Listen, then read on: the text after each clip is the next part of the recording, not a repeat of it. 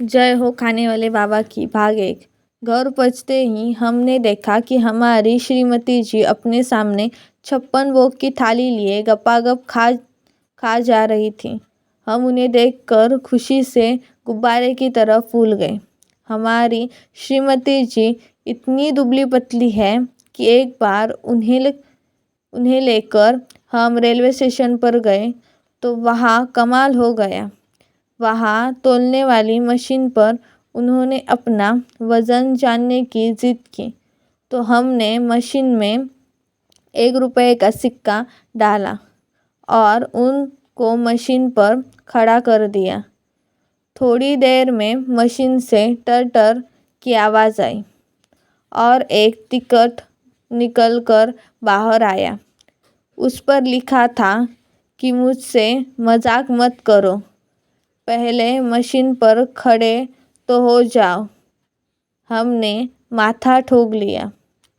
श्रीमती जी कहने लगी, यह मशीन झूठ बोलती है, आप खड़े हो जाइए, फिर देखते हैं कि मशीन क्या बोलती है।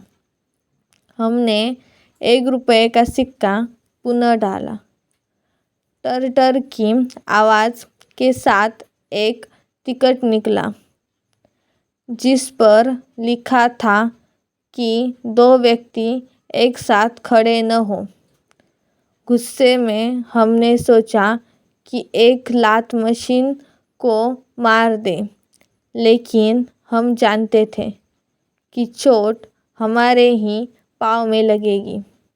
इसलिए हम अपनी श्रीमती जी को प्लेटफॉर्म घुमाकर लौट आए। घर आकर हमने उनसे खूब कहा कि आप खाना खाया करो, टॉनिक पिया करो, लेकिन उन्होंने मुँह फेरते हुए कहा, मेरी बिल्कुल भी इच्छा नहीं होती है खाना खाने की। हम उनके इस तरह दुबले होने से बेहद चिंतित थे।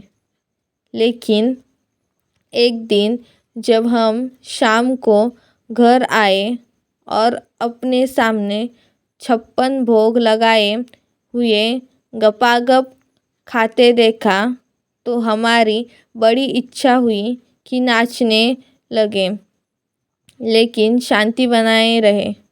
प्रसन्न मुद्रा में हमने श्रीमती जी को देखा तो उन्होंने हमें भी 56 भोग खाने के लिए इशारा किया। हमने शरीफ पति की तरह मना कर दिया। तभी पर्दे की ओर से किसी की हंसी की आवाज़ आई। हमें तो डर ही गए। फिर देखा तो सामने सासू माँ खड़ी थी।